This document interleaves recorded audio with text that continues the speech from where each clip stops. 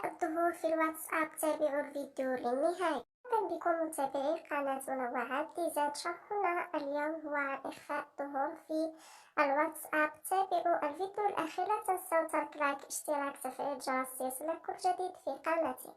نبدأ على بركة الله في الشرح. ندخل على تطبيق الواتساب. طبعا يجب أن يكون لديك حساب في الواتساب. بعدها تقوم بالضغط على 3 نقاط من فوق، ثم على كلمة الإعدادات،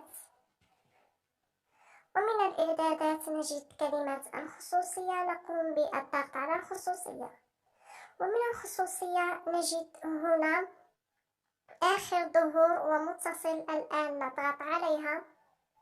كما تلاحظون من يمكنه رؤية آخر ظهور لي هي الآن في الكل. إذا أردت أن تضعها في جهة اتصالك فقط أو جهات اتصال استثنائي، نحن لا نريد إخفاء الظهور تماما، يعني نضغط على هذه الدائرة هنا الأمام لا أحد، نضغط عليها هكذا، وبهذا نرجع هكذا خطوة للوراء.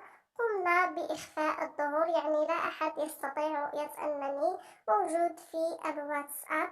طريقة سهلة وبسيطة. إذا عجبكم الفيديو اليوم لا تنسوا ترك لايك، اشتراك، تفعيل الجرس ليصلك كل جديد في قناتي.